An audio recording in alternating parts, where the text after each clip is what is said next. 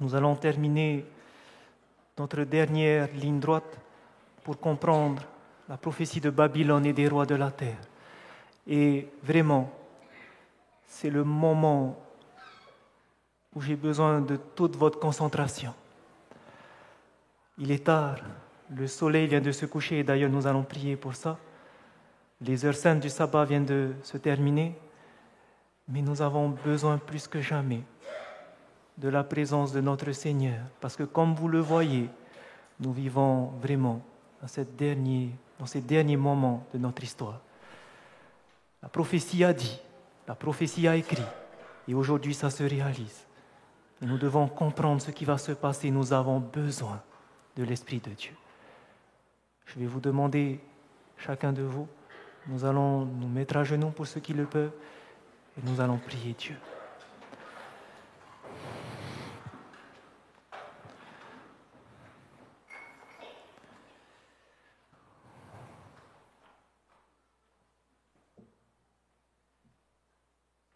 Ô Seigneur, notre Dieu, notre Père, nous voulons te glorifier pour ces heures de sabbat que nous avons passées ensemble. Elles se sont écoulées et maintenant, nous passons dans un nouveau jour. Tu nous as tellement bénis par ta parole prophétique. Tu nous as montré où est-ce que nous nous situons dans notre monde, dans l'histoire de ce monde qui touche à sa fin. Tu nous as montré combien l'ennemi est en colère contre ton peuple. Mais surtout maintenant, car il ne veut pas que ton peuple entende ces vérités. L'ennemi ne veut pas que ton peuple se réveille. Et maintenant, il est en train de perturber l'esprit de tes enfants. Il est en train de les faire tomber dans un sommeil. Il est en train d'envoyer des mauvaises choses dans leurs pensées pour qu'ils n'entendent pas ta parole. Mais nous croyons en ta puissance. Nous croyons au Saint-Esprit, que tu as dit que tu nous enverras et qu'il nous enseignera toutes choses. Présentement, Père, nous te réclamons une double portion de ton Esprit Saint. Nous avons besoin de toi, Papa. Donne-nous ton Esprit Saint. Répands cela sur ton serviteur. Répands cela sur ton assemblée afin que les paroles que tu inspires puissent les rendre intelligibles dans les cœurs. Qu'ils puissent saisir ces paroles et vraiment qu'ils puissent se réveiller. Ô Seigneur, entoure présentement tes anges de chacun de tes enfants. Campe autour de nous et dirige-nous dans ce dernier message. C'est notre prière. Nous voulons t'adresser en Jésus-Christ. Amen.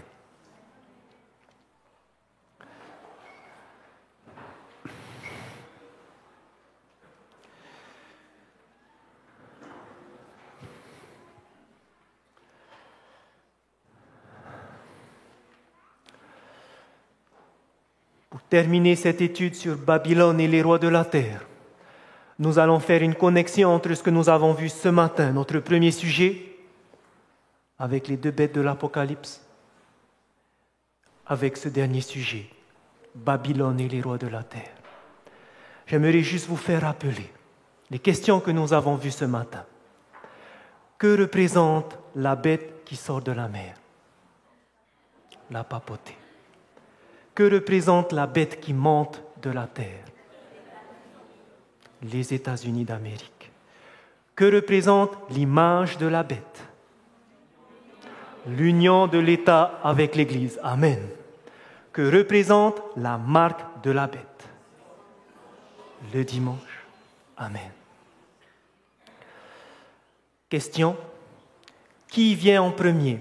L'image de la bête ou la marque de la bête? L'image de la bête. D'abord l'union entre l'Église et l'État et ensuite le dimanche qui va devenir marque de la bête. À quel moment les gens auront la marque de la bête? On a vu deux conditions. Premièrement, il faut qu'il y ait la loi du dimanche. Deuxièmement, il faut qu'ils aient appris la vérité du sabbat et qui la refuse. Amen. Maintenant que c'est bien en tête toutes ces choses-là, qui nous viennent de la parole de Dieu et de l'esprit de prophétie, nous allons figer ça sur ce graphique. Nous savons que Jésus revient.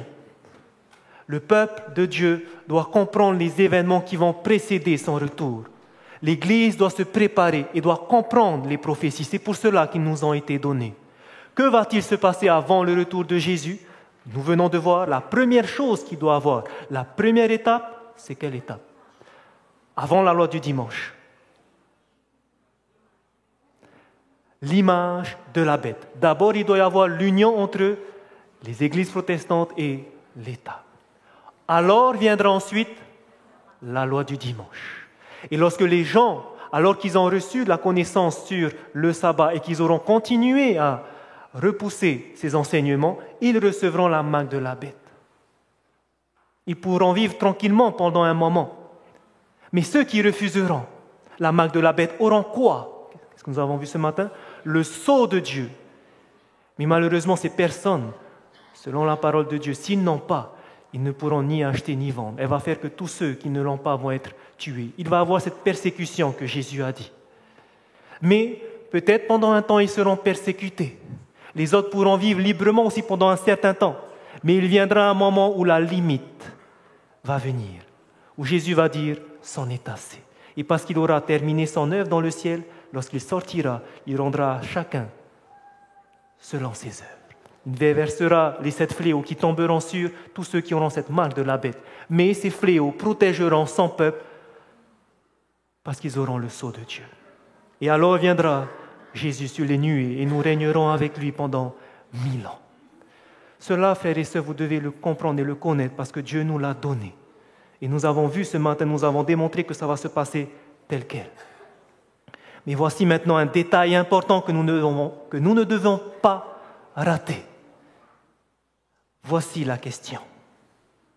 Puisque la première étape, c'est l'image de la bête, la question est, qui fera l'image de la bête? Qui fera l'image de la bête? Trouvons la réponse dans la parole de Dieu. Apocalypse chapitre 13.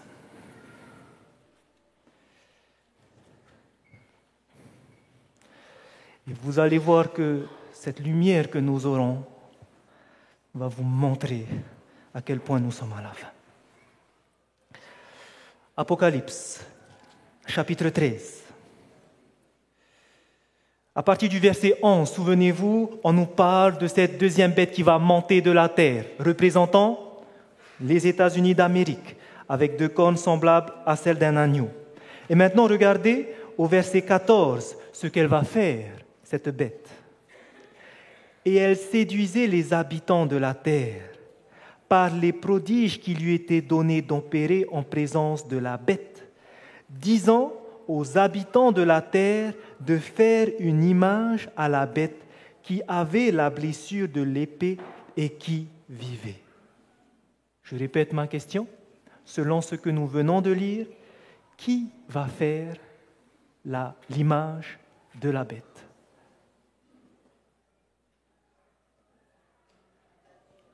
Les habitants de la terre. Amen. Verset 14. Et elle séduisait les habitants de la terre par les prodiges qui lui ont été donnés d'opérer en sa présence, disant à qui? Aux habitants de la terre. De faire quoi? Une image à la bête. Que représentait l'image de la bête? L'union entre l'Église et l'État. Qui va vouloir faire cette union? Les habitants de la terre vont faire qu'il y aura cette image de la bête. C'est un détail qui est très important parce que pendant beaucoup de temps, les gens pensaient que la loi du dimanche va venir comme ça, que le Sénat va prendre cette décision de mettre la loi du dimanche et ça y est, aux États-Unis, la loi du dimanche national est arrivée. Non, frères et sœurs, ça ne se passe pas comme ça. Ce n'est pas du haut qu'on va imposer vers le bas parce que les États-Unis d'Amérique, n'oubliez pas, d'où vient le pouvoir? Républicanisme du peuple. Et donc ce sont le peuple, les habitants de la Terre. Et dans ce contexte-là, la Terre, ce n'est pas le monde entier. La bête qui monte de la Terre, souvenez-vous, la Terre, c'est les États-Unis d'Amérique, c'est l'Amérique du Nord. On a déjà vu ça. Donc, dans ce contexte-là, les habitants de la Terre, ce sont les habitants, les Américains, qui vont faire qu'il y ait cette union entre l'Église et l'État. Est-ce que tout le monde a compris ce point-là? C'est un détail qui est important et que vous allez comprendre maintenant ce qui se passe autour de nous. La question que nous allons nous poser, mais comment alors les Américains, les habitants de la Terre, vont faire l'image de la bête? Comment ils vont faire que l'Église et l'État vont s'unir? D'après vous, comment est-ce que Satan va agir? Vous allez voir comment. Aujourd'hui, lorsque vous regardez autour de nous, il y a beaucoup de catastrophes naturelles. Vous voyez cette carte-là? Ça a été pris l'année dernière, le 4 août 2015. C'est la première fois dans l'histoire du monde où on voit dans le Pacifique 3 cyclones en même temps. Des cyclones de catégorie 4 avec des vents supérieurs de 225 km/h. 3 cyclones en même temps dans le Pacifique. C'était l'année dernière, le 4 août 2015. Du jamais vu. Du jamais vu. Et cette année, lorsque vous regardez les derniers mois qui sont arrivés, les catastrophes naturelles qui se sont enchaînées. Par exemple, en Chine, le 14 avril de cette année, il y a eu un séisme à Kyushu de magnitude 6,4. 2 jours après, la réplique est venue, mais encore plus fort, 7,3. Ça a fait plus de dégâts. 2 jours plus tard, ils ont encore été touchés. Ça, c'était au Japon, sur l'île de Kyushu. Pas longtemps après, donc ici, c'était le 16 août. Le 17 avril, le lendemain, c'était en Équateur, en Amérique centrale. Qu'est-ce qui se passe? Séisme, magnitude 7,8 sur l'échelle de Richter. Qu'est-ce qui s'est passé quelques jours plus tard? Là, on est le 17 avril. 3 jours plus tard, au Texas, à Houston, une pluie diluvienne, inondation. Qu'est-ce qui se passe 1 jour plus tard, le lendemain, en Inde? Inondation. 100 millions de personnes qui ont dû se déplacer. Qu'est-ce qui se passe quelques semaines plus tard, le 7 mai au Canada? Un incendie dévastateur. Incendie dévastateur. Maintenant, au sud du Canada, en Amérique, qu'est-ce qui s'est passé dans le Midwest, c'est-à-dire dans la moitié ouest de l'Amérique? Le 10 mai, 23 tornades dans toute cette moitié ouest. 23 tornades. C'était à Texas, Tennessee et Ohio. L'Ohio. Maintenant, la question que je vous pose. Comment explique-t-on toutes ces catastrophes climatiques? J'ai entendu. Le réchauffement climatique. Et les tremblements de terre, c'est dû aussi au réchauffement climatique? Inondation, ok, c'est à cause des pluies diluviennes, donc beaucoup d'évaporation, etc. Incendie, ok. Tornade, ok. Donc tous ces dérèglements climatiques, ok. Mais les tremblements de terre, est-ce que c'est aussi le réchauffement climatique? Oui. Voici un volcanologue, Bill McGuire, qui a écrit ce livre, Waking the Giant, et qui dit lui-même, il y a bien un lien, c'est un volcanologue, donc il étudie les volcans, il a bien un lien entre les changements climatiques brutals, tellement ça se fait rapidement, il y a un lien entre ces changements climatiques et les risques géologiques, c'est-à-dire les tremblements de terre, les séismes, qui peuvent engendrer d'énormes pertes humaines. Les scientifiques disent que tellement ça s'est réchauffé, tout ce cataclysme a fait que ça engendre aussi des tremblements de terre. C'est ce qu'ils disent. Donc tout ça est bien dû à un réchauffement climatique. Et d'ailleurs, en 2016, le mois de mars, la planète a connu le mois de mars le plus chaud jamais enregistré. La température ne fait que d'augmenter. C'est aussi le 11e mois consécutif où le record de température est battu, selon les météorologues de la NOAA. Ça veut dire quoi? Que ça fait 11 mois, chaque mois, il y a un record. Chaque mois, il y a un record. Chaque mois, il y a un record de température. Ça ne fait qu'augmenter les températures. Et le mois d'avril alors? Ça, c'était il y a 2 jours, le 18 mai. Sur le point, avril 2016, a battu tous les records de chaleur. Il s'agit du 12e mois consécutif au cours duquel un record de chaleur a été battu. Qu'est-ce que font les nations face à ça? Ils vont s'unir. L'année dernière, vous avez eu cette fameuse COP 21, où on a réuni les chefs d'État. Des décisions ont été prises, des mesures ont été prises. Il faut taxer tous les pays qui polluent. Qu'est-ce qu'ils vont faire? Ces derniers mois, justement, avec tous ces cataclysmes qu'il y a eu, ils ont accéléré l'acte qu'ils devaient signer, parce que là, ils ont proposé les solutions, mais il n'y avait aucune signature encore. Et comme vous savez, pourquoi il y a ces catastrophes? On a dit que c'est le réchauffement climatique. Et pourquoi il y a le réchauffement climatique? C'est à cause de ce que vous avez dû apprendre à l'école, l'effet de serre. Ça se réchauffe. Ça se réchauffe parce qu'il y a comme un manteau de gaz qui va garder la chaleur. Et qu'est-ce qui fait ce manteau de gaz?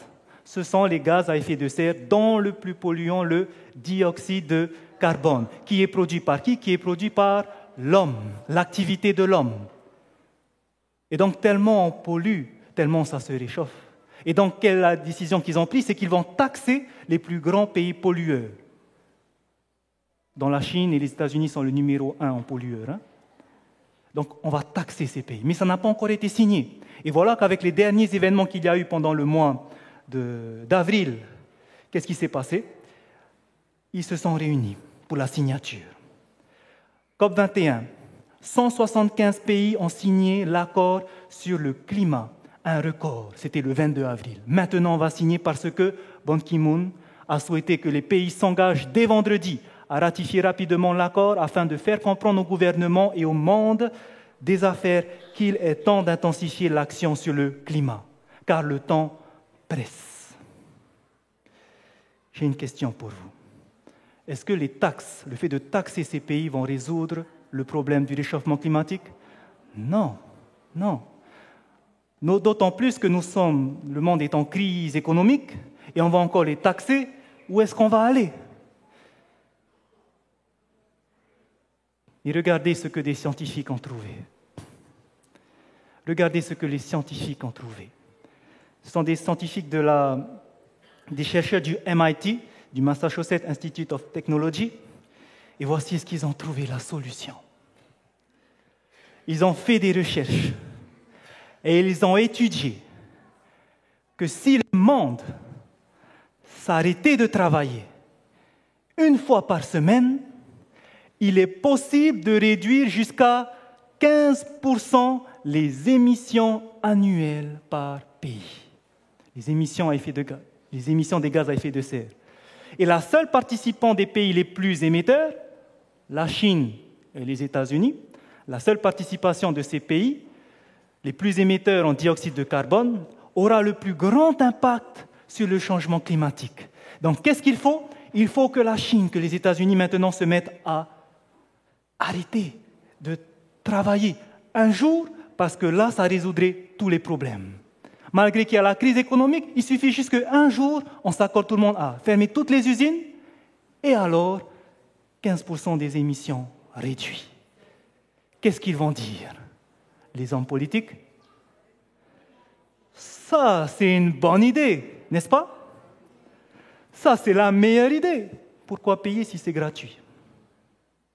Et maintenant, voilà. Comme vous le savez, l'année dernière, le 18 juin 2015, le pape François a sorti son encyclique sur l'environnement. Un encyclique, c'est quoi? C'est comme une lettre circulaire qu'on va envoyer dans toutes les églises catholiques. Et cette lettre circulaire va parcourir le monde entier. Et en général, c'est toujours sur des points de doctrine ou sur des points de foi. Et pour la première fois, cette encyclique va concerner l'environnement. Il a porté le nom de Laudato Si. Cette encyclique, voici un des moyens que le pape François dit aux catholiques qu'il faut faire, qu'il incite les gens à faire et qu'il va répéter ça aux hommes politiques, voici ce qu'il va dire. Il va résumer le paragraphe 233 à 237. Que faire, c'est dans Catholic News Service, que faire de pratique pour aider l'environnement?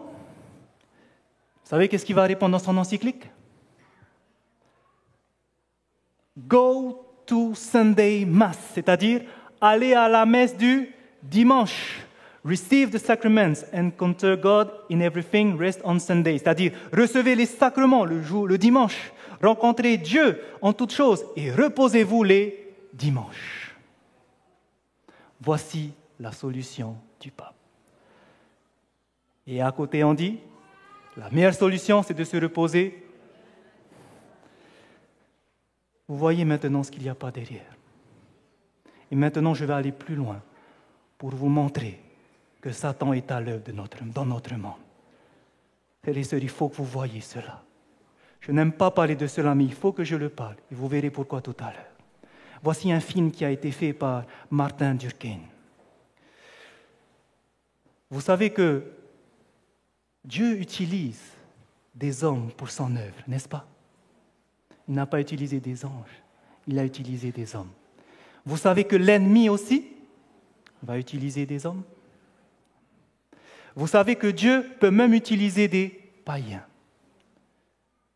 Par exemple, il y a 2 ans de cela, il y avait un scientifique qui a prouvé qu'il y avait réellement sous nos pieds un océan gigantesque qui faisait 3 fois le volume des océans qu'il y a ici. On a retrouvé la ringwoodite, je pense que tous vous avez entendu parler de ça. Donc on sait maintenant que sous terre, il y a de l'eau à profusion, 3 fois les océans qu'il y a sur terre, ce qui prouve qu'il y a eu un déluge. Qui a trouvé ça? Un scientifique, tout simplement, païen. Dieu va utiliser ces personnes. Et de même que Dieu utilise ces personnes, l'ennemi aussi peut utiliser des scientifiques. Ça, gardez-le bien en tête. Pourquoi? Cette émission-là, ce reportage qui a été fait par Martin Durkheim, va peut-être choquer plusieurs d'entre vous. Il va interroger des scientifiques qui, je pense, craignent Dieu. Et voici ce qui va être dit.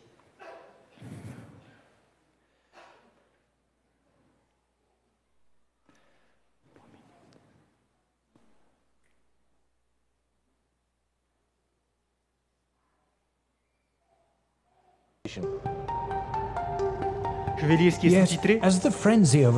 En effet, comme la frénésie, de nombreux scientifiques expérimentés disent que les preuves scientifiques qui sont à la base de la théorie sont en train de s'effondrer. Il y a des moments dans l'histoire de la Terre où nous avions un taux de CO2 3 fois supérieur à maintenant, ou même 10 fois supérieur à maintenant. Et le CO2, il n'a pas un effet important sur le climat. Alors nous devrions le voir dans les reconstructions de température. Si nous regardons le climat sur une échelle géologique, nous n'aurions jamais suspecté le CO2 comme le moteur principal du climat. Aucun des changements climatiques majeurs de ces 1000 dernières années ne peut être expliqué par le CO2. Nous ne pouvons pas dire que le CO2 dirige le climat. Cela ne s'est pas passé dans le passé. J'ai entendu dire souvent qu'il y a un consensus de plusieurs milliers au sujet du problème du réchauffement global et que l'homme est en train de provoquer un changement catastrophique dans le système climatique. Moi, je suis un scientifique et comme beaucoup d'autres, nous pensons que c'est tout simplement pas vrai. Le réchauffement global anthropique n'est aucun cas une théorie. Il est présenté aux médias avec le sceau de l'autorité d'une organisation internationale impressionnante.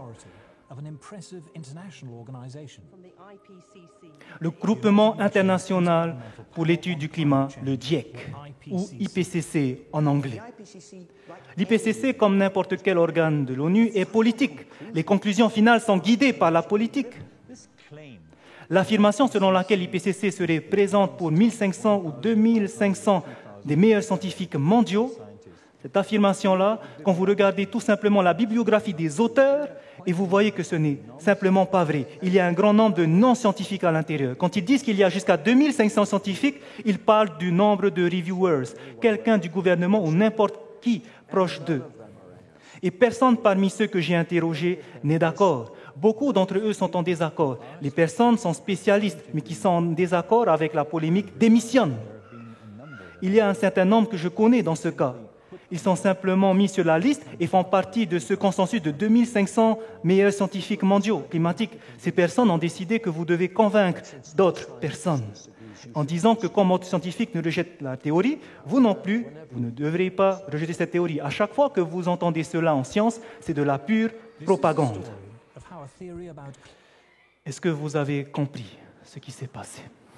Désolé, c'est parti très vite. Donc tout simplement, ici, ce sont des scientifiques. Dont certains, si vous avez regardé, ce sont des auteurs de l'IPCC, du GIEC en français, ce qui recrute plus de 2500 plus grands scientifiques du monde. Et voilà qu'en réalité, les 2500 scientifiques ne sont pas pour la plupart scientifiques. Et c'est eux qui sont en train d'éditer que le réchauffement climatique, c'est dû à quoi? CO2. Mais en réalité, ce n'est pas du tout ça. Ce n'est pas du tout ça. Et nous allons voir qu'est-ce que c'est alors. Voici les preuves pourquoi ils disent que ce n'est pas du tout ça. Lorsque vous allez regarder comment est-ce que le CO2 est produit, comment est-ce que l'homme a produit le CO2 au travers de l'activité humaine, les usines qui polluent. Vous êtes tous d'accord? OK.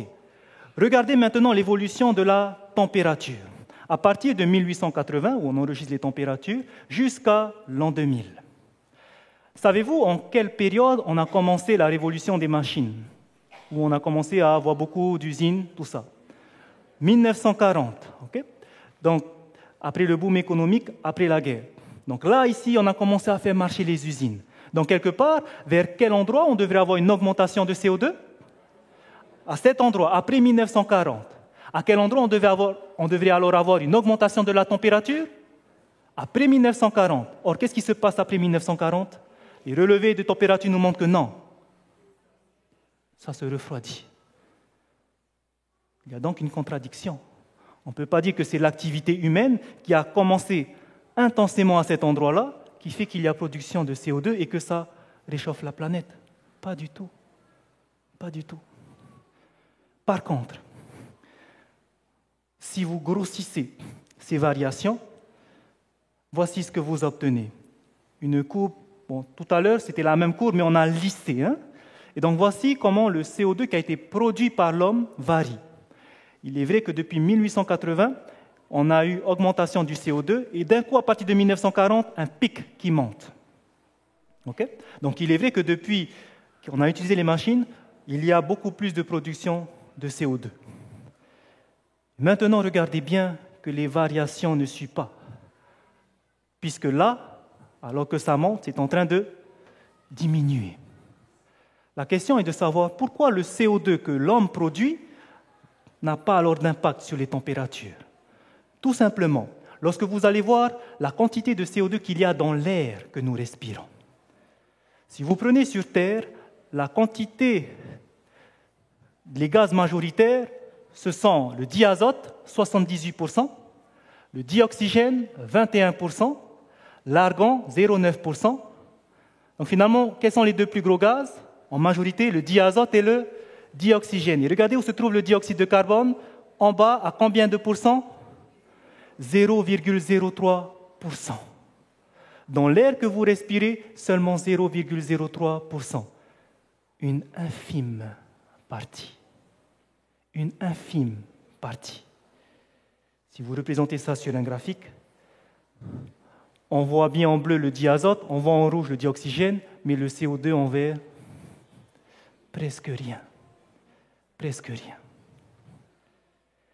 Et maintenant, on est en train de dire que c'est parce que l'homme a commencé à produire du CO2 que ça réchauffe. Mais maintenant, j'aimerais que vous regardiez sur ces 0,03%. Ce petit infime CO2 que nous avons dans la nature, que nous avons dans l'air, d'où est-ce que ça vient? Est-ce que tout cela vient de l'homme? Est-ce que c'est l'homme qui a produit tout ce CO2? Regardez bien.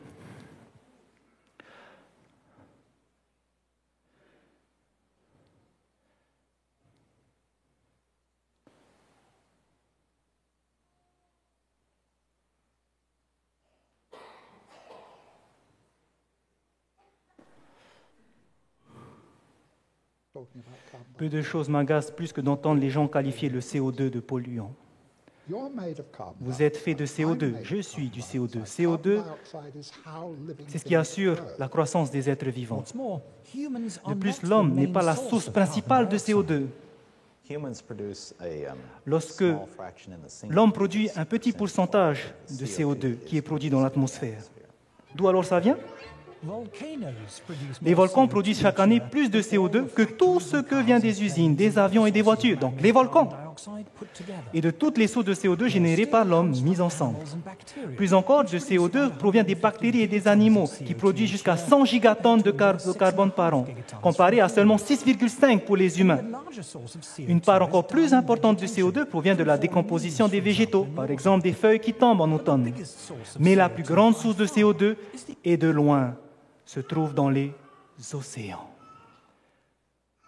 Vous prenez la différence entre ce que va produire l'homme, 6,5 gigatonnes, et de ce que va produire la décomposition des bactéries de la nature, 100 gigatonnes. Vous voyez la petite infime partie que nous produisons? 100 gigatonnes.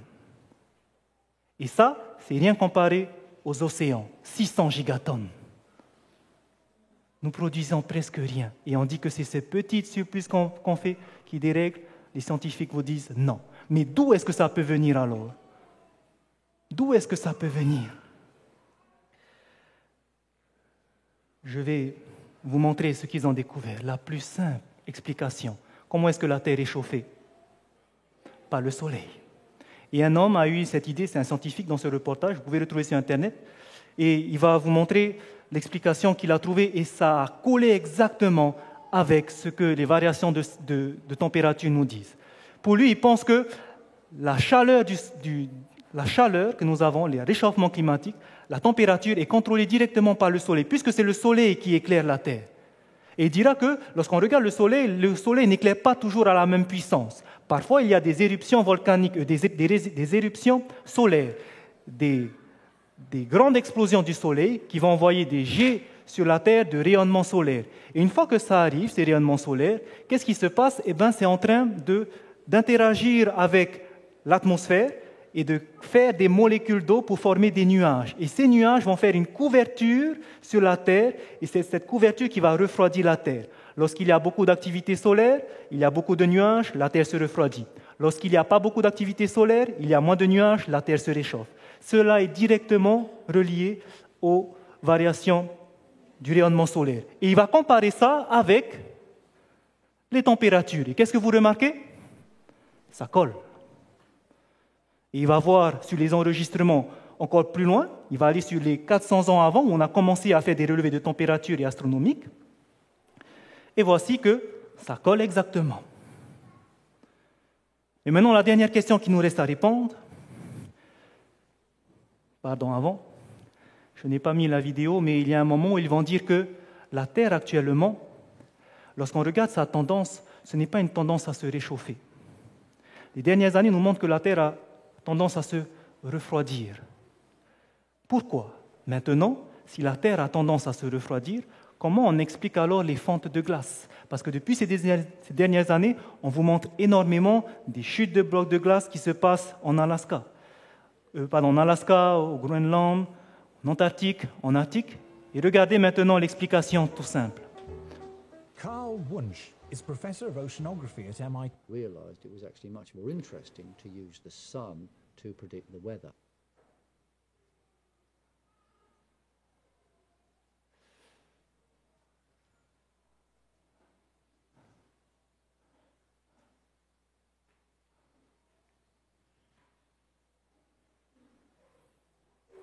OK.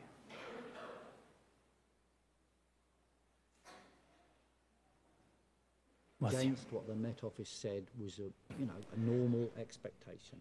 And I won money month after month after month after month. Last winter the Met Office said it could be or would be an exceptionally cold winter. We said no, that is nonsense, it's going to be very close to normal. And we specifically Earth's long climate history that ocean has a memory of past events. Excusez-moi, je n'ai pas mis la bonne vidéo. Et tout simplement, vous allez voir, j'aimerais que vous regardiez ça sur Internet pour avoir la tête reposée. Mais vous allez voir que, vous voyez les chutes de glace qu'on vous montre à la télé? Il y a un scientifique japonais qui se trouve en Alaska, je crois, ou en Antarctique, où il dira que ce qu'on voit à la télé, c'est ce qui se passe depuis des années en Alaska. La calotte glaciaire est toujours en train de fondre, mais ensuite elle reprend. Et les médias sont en train d'exagérer ce qui est en train de se passer. On est en train tout le temps de filmer des chutes de glace, et lui, le scientifique, il dit, à chaque fois les médias viennent me voir, et à chaque fois ils disent, alors, et la calotte glaciaire, est-ce qu'elle continue à fondre? Et il dit, non, ça reprend, ça revient, ça reprend, ça revient. Et aujourd'hui, la calotte glaciaire, elle s'agrandit en ce moment. Donc les médias sont en train d'exagérer. Tout ça pour montrer des choses qui nous font croire qu'il y a exactement un réchauffement climatique. Maintenant, voici où nous allons terminer. Si la Terre a tendance à se refroidir, comment alors expliquer toutes ces autres catastrophes? Comment alors expliquer qu'il y a ces tornades? Comment peut-on expliquer qu'il y a ces cyclones? Comment peut-on expliquer qu'il y a ces tremblements de terre? Si ce n'est pas lié au réchauffement climatique, est-ce que vous avez une réponse? Satan. Amen. Tragédie des siècles. Pour compléter sa moisson d'âme non préparée à mourir, que fait le tentateur? Le tentateur se sert aussi des éléments. Il a étudié les secrets des laboratoires de la nature et dans la mesure où Dieu le lui permet, il use de tout son pouvoir pour diriger les éléments. Je disais en introduction que Dieu utilise des hommes pour faire son œuvre. Savez-vous que l'ennemi aussi utilise des hommes, des scientifiques, pour faire des choses malheureusement qui n'est pas bon. Pour faire quoi? Pour contrôler les éléments. Je pense que certains d'entre vous ont pu entendre parler du fameux projet HAARP. C'est un projet qui signifie High Frequency Active Auroral Research Program, qui est un programme américain à la fois scientifique et militaire de recherche sur l'ionosphère, qui est basé au Canada. Qu'est-ce qu'ils font ces scientifiques? Ils sont en train d'étudier l'ionosphère en envoyant des ondes électromagnétiques. Et qu'est-ce qu'ils sont en train de faire? Avec ces installations, voici leur objectif. Les chercheurs tentent aussi de produire de petits changements climatiques temporaires sur une région limitée directement au-dessus du site d'investigation. Il est dit aussi plus loin que ce n'est rien comparé à ce que fait le Soleil.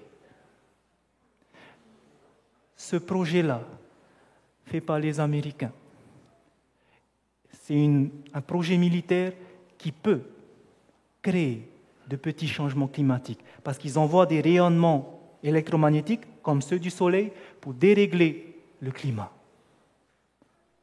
Et la question c'est, est-ce que les hommes sont capables de faire ça? Est-ce que des hommes sont capables d'envoyer autant d'horreurs? Les ondes électromagnétiques, c'est ce qui peut aussi déclencher les séismes. Est-ce que des hommes peuvent envoyer ça? Est-ce que c'est possible que des hommes font ça? Frères et sœurs, nous sommes arrivés à un temps où l'homme n'est plus à l'image de Dieu. Regardez les horreurs qui ont été faites pendant le génocide des Juifs. Des enfants qu'on a menés en troupeau avec leurs familles, qu'on les séparait, on les disait, vous allez maintenant prendre une douche. Et on les séparait, et on les déshabillait, ils mettaient leurs vêtements de côté, et ils allaient sous la douche, et qu'est-ce qui se passait à ce moment-là? Du gaz. Et ces enfants innocents qui meurent, parce qu'ils étaient seulement juifs. Est-ce que vous voyez jusqu'à où la cruauté de l'homme peut aller? Et aujourd'hui, alors que nous sommes arrivés à la fin des temps, est-ce que l'homme est capable de faire ça? L'esprit de prophétie nous dit que Satan répandra sur des villes, au travers de ces scientifiques, sur ces villes populeuses, la maladie et les calamités. Il est à l'œuvre en ce moment même, provoquant des accidents et des désastres sur terre et sur mer. Incendies, cyclones, orages de grêle, tempêtes, inondations, trombes, raz-de-marée, tremblements de terre. Ces calamités deviendront de plus en plus fréquentes et désastreuses. L'œuvre de destruction atteindra les hommes et même les bêtes. Satan va faire ça. Imaginez l'horreur qui se passe. Ils sont capables de faire ça. Pourquoi je voulais vous parler de ça, frères et sœurs? Et c'est là le point essentiel. La prophétie nous dit que les habitants de la terre, ils vont faire l'image de la bête. C'est-à-dire que les Américains, qu'est-ce qu'ils vont vouloir faire? Ils vont vouloir que l'Église et l'État s'unissent. Est-ce que c'est ce qui est en train de se passer? À cause de ces changements climatiques, il y a un soulèvement des Américains. Parce que c'est le pays le plus pollueur, ils veulent arrêter cela. Ils veulent défendre l'environnement. Et quelle est la meilleure façon maintenant pour arrêter l'environnement? Changement climatique, comment arrêter cela? La meilleure solution qui vient du MIT. Arrêter de travailler 1 jour par semaine. Et le pape aujourd'hui, depuis qu'il est parti au Congrès américain, commence sa célébrité à augmenter. Alors qu'il va proposer cette solution que pour qu'il y ait diminution de l'émission de carbone, reposez-vous le dimanche, allez à la messe. Est-ce que vous voyez ce qu'il y a derrière ces choses-là, frères et sœurs? Les Américains veulent, et ça c'est normal, ils veulent qu'on arrête le réchauffement climatique. Et donc pensez-vous qu'ils vont vouloir faire que l'Église et l'État s'unissent pour que maintenant on puisse se reposer 1 jour par semaine? Est-ce qu'ils vont le faire? Innocemment, ils vont vouloir le faire. C'est eux qui vont le vouloir. Et ça, ce n'est pas moi qui le dis. Voici des témoignages. Le journal de Wall Street. L'Amérique a été formée sur un principe de base de la séparation de l'Église et de l'État, les deux cornes. Mais la religion climatique mêle les deux ensemble. Il faut que l'Église et l'État s'unissent. Voici l'ancienne secrétaire des États-Unis qui œuvrait au temps de Bill Clinton.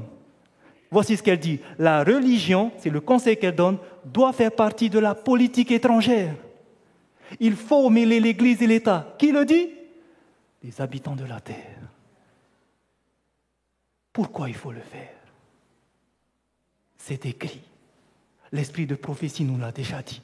Tragédie des siècles, page 482. Dès que les principales églises protestantes des États-Unis s'uniront sur des points de doctrine qui leur sont communs et feront pression sur l'État pour l'amener à imposer leurs décrets et à soutenir leurs institutions, l'Amérique protestante sera formée à une image de la hiérarchie romaine. L'image de la bête va se faire. Et la conséquence inévitable en sera l'application de peines civiles aux délinquants.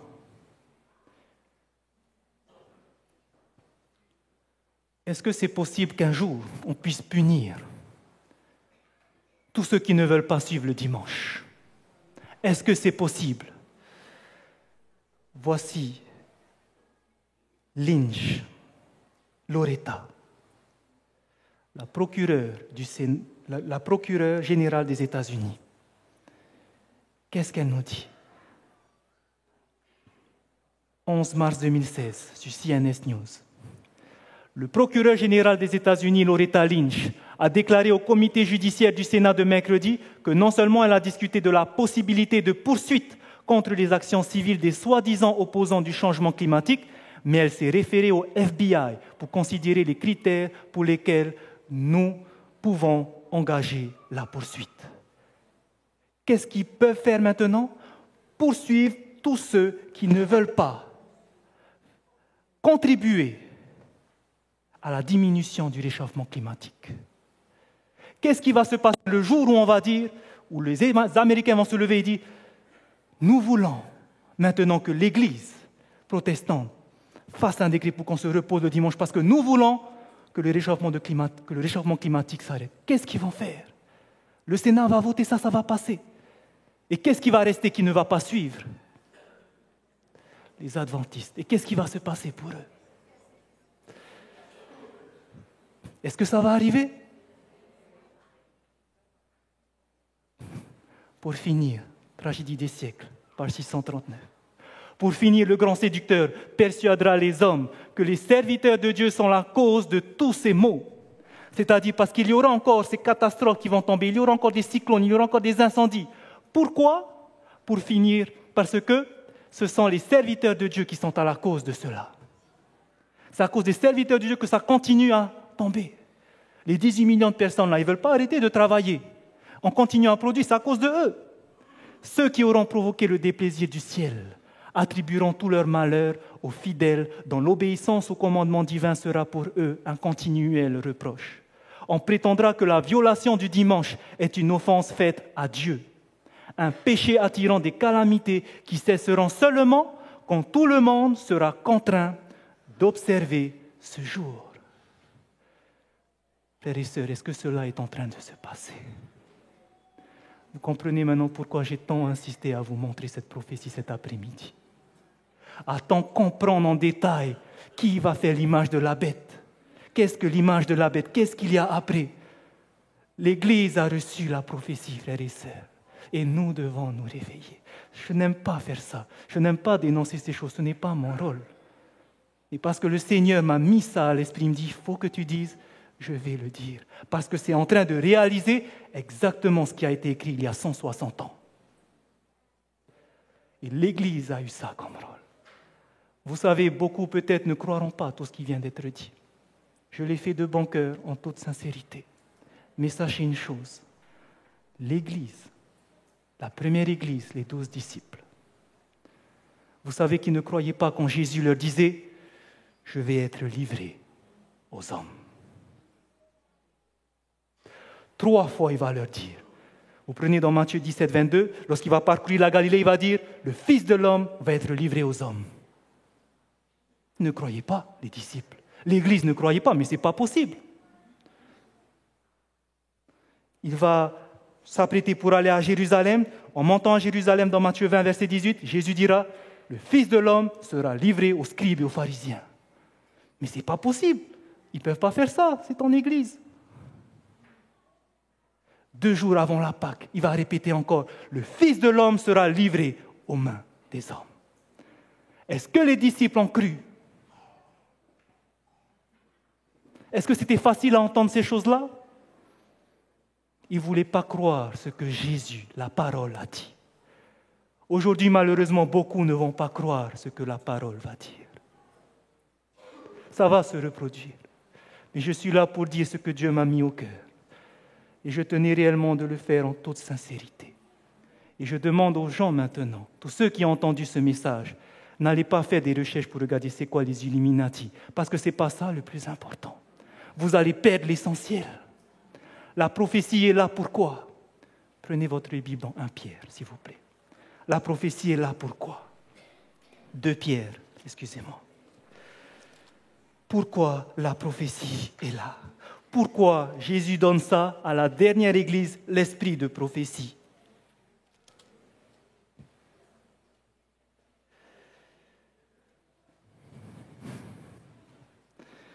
Vous aurez compris pourquoi cette journée, je n'ai parlé que des prophéties. Ça sera la dernière fois. Pourquoi c'était tellement important? Nous avons l'esprit de prophétie. Tout nous est écrit, tout se réalise. Et voici ce que nous dit 2 Pierre, chapitre 1, au verset 19. 2 Pierre, chapitre 1, le verset 19, il est écrit. Et nous tenons pour d'autant plus certaine la parole prophétique à laquelle vous faites bien de prêter attention, comme à une lampe qui brille dans un lieu obscur. La parole prophétique est comparée comme à une lampe qui brille dans un lieu obscur. Nous vivons dans un temps d'obscurité. Quelle est la lampe que Dieu nous donne? La parole prophétique, les prophéties, l'esprit de prophétie. Pourquoi faire? Jusqu'à ce que le jour vienne à paraître. C'est quoi ce jour qui va venir à paraître, que l'Église attend? Le retour de Jésus. Jusqu'au retour de Jésus, quelle est notre lampe? La parole prophétique. Pour nous éclairer. Mais pas seulement pour nous éclairer, pas seulement pour nous réveiller, comme nous avons vu. Mais pourquoi, surtout? Pourquoi nous réveiller? Pourquoi ça doit nous réveiller? Regardez la suite, jusqu'à ce que le jour vienne apparaître et que l'étoile du matin se lève dans vos cœurs. Voici le but des prophéties. Ce n'est pas d'étudier pour voir tout ce qui se passe autour, d'être des experts en Illuminati, en franc-maçonnerie. Ce n'est pas ça le but. Si j'ai pris du temps pour le faire, ça, c'est pour vous montrer qu'on est réellement à la fin. C'est pour prendre au sérieux l'esprit de prophétie. Mais surtout pour vous montrer que maintenant, il est temps de se réveiller. Plus que jamais, il est temps de se réveiller. Nous avons vu ce matin que nous sommes arrivés à quelle trompette? la 7e trompette. Et qu'est-ce qui doit s'appliquer à la 7e trompette alors qu'il n'y a plus de temps, mais une chose doit venir. Jésus dira, l'ange puissant dira, maintenant, au son de la 7e trompette, le mystère de Dieu doit s'accomplir. Quel est ce mystère de Dieu qui doit s'accomplir dont a parlé les prophètes? Colossiens 1, verset 27. Christ, en vous, l'espérance de gloire. Le plus important, frères et sœurs, maintenant, c'est d'aller à Jésus-Christ. Il n'y a que lui qui peut changer votre cœur. Aujourd'hui, c'était que de l'information, mais le but, c'était que vous preniez conscience qu'on est arrivé à la fin. Tout se réalise. Tout a été écrit. Et nous sommes vraiment arrivés à la fin. L'image de la bête est en train de se former. Et la dernière étape qui reste, la marque de la bête. Nous sommes arrivés à la fin. Nous sommes arrivés à la fin. Et lorsqu'on voit toutes ces calamités qui sont en train de se faire, lorsque je vois ça, j'ai mal, en se disant que ce sont peut-être des hommes qui sont derrière et qui sont prêts à envoyer des calamités pour que le monde s'unisse pour cette loi du dimanche. Ça me fait mal au cœur. Et vous savez qu'on peut arrêter cela. L'Église peut arrêter cela. Nous pouvons hâter le retour de Jésus et que tout ça se termine. Nous le pouvons, à condition que nous nous réveillons et que nous faisons l'œuvre de Dieu. Nous le pouvons. Et le plus important, frères et sœurs, le plus important, ce qu'il faut faire maintenant, c'est que nous puissions avoir Christ en nous. C'est le plus important. Les chrétiens devraient se préparer à l'orage. C'est notre dernière citation.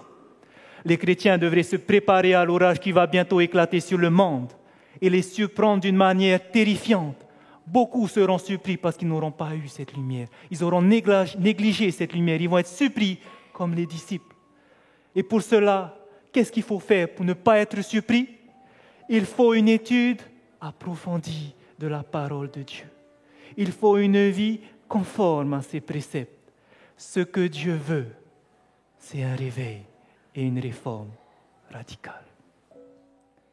C'est ce que nous avons besoin aujourd'hui. Et la base, frères et sœurs, c'est que Christ soit en nous.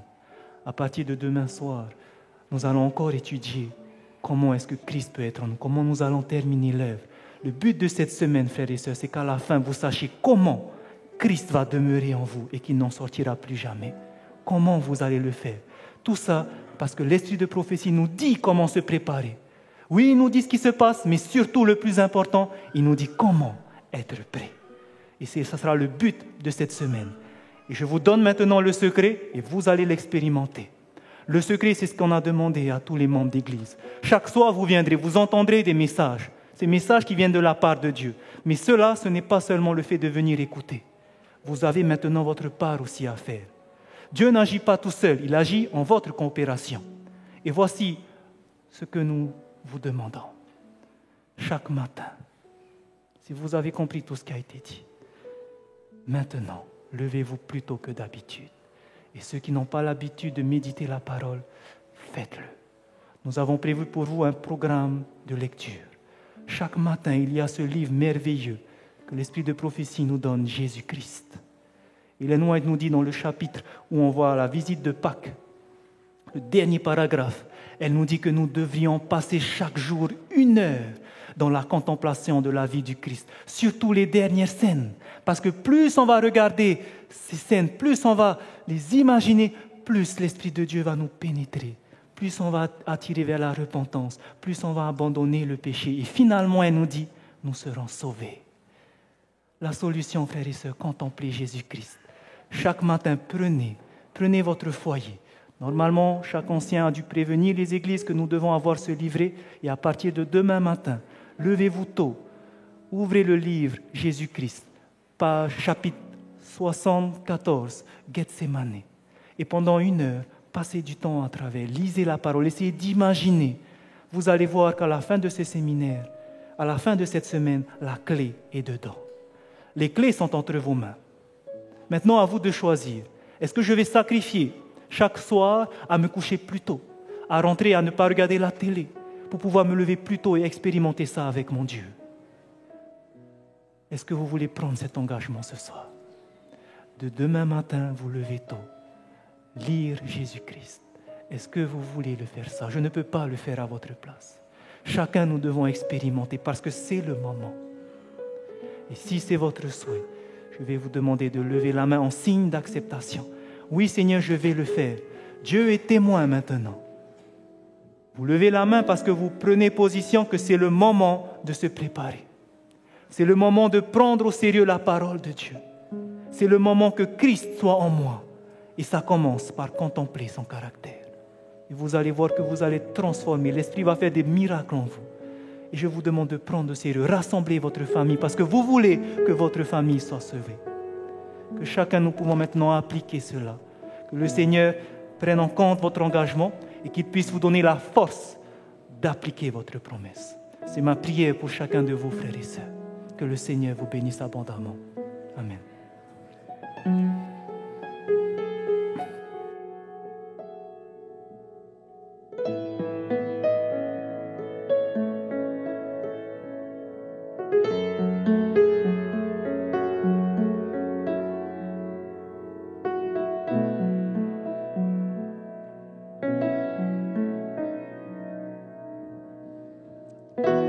Je vais inviter l'Assemblée à se lever pour le dernier chant.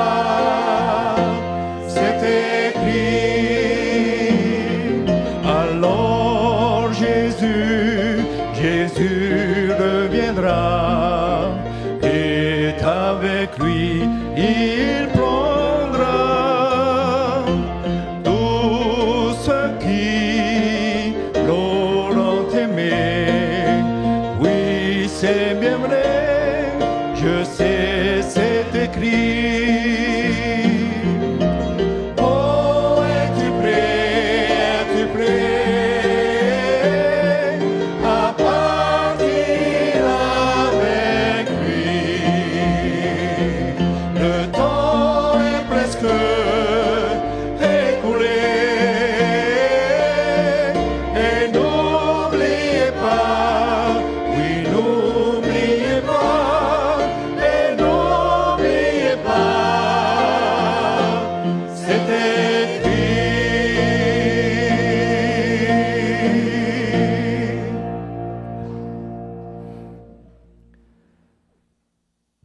Inclinons la tête et prions Dieu.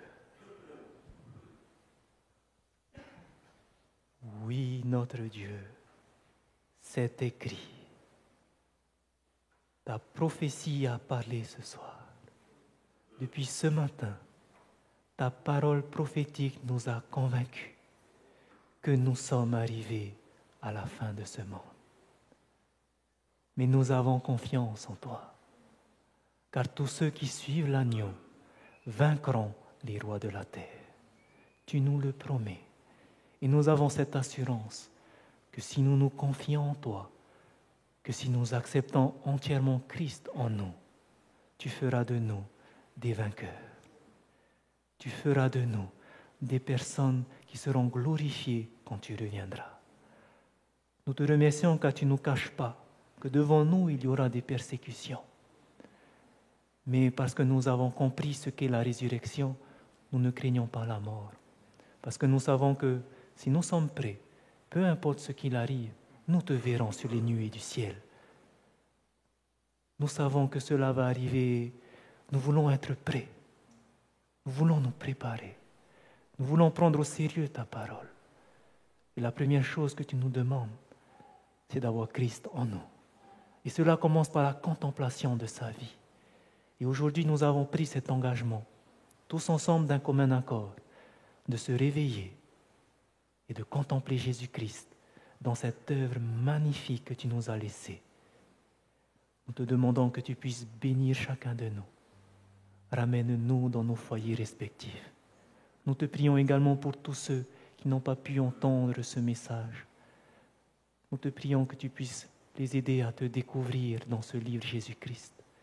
Nous te demandons que tu puisses nous préparer chacun de nous, tous ceux qui entendront ces messages, à se préparer, car le temps est proche. Nous te remercions de nous ramener dans nos foyers sous la protection de tes anges puissants. Et nous te remercions pour cette semaine que tu accorderas à chacun de nous et surtout pour cette expérience que nous ferons avec ton Esprit Saint. Toutes ces grâces, Père, c'est en Jésus, notre intercesseur, que nous voulons te les adresser. Amen.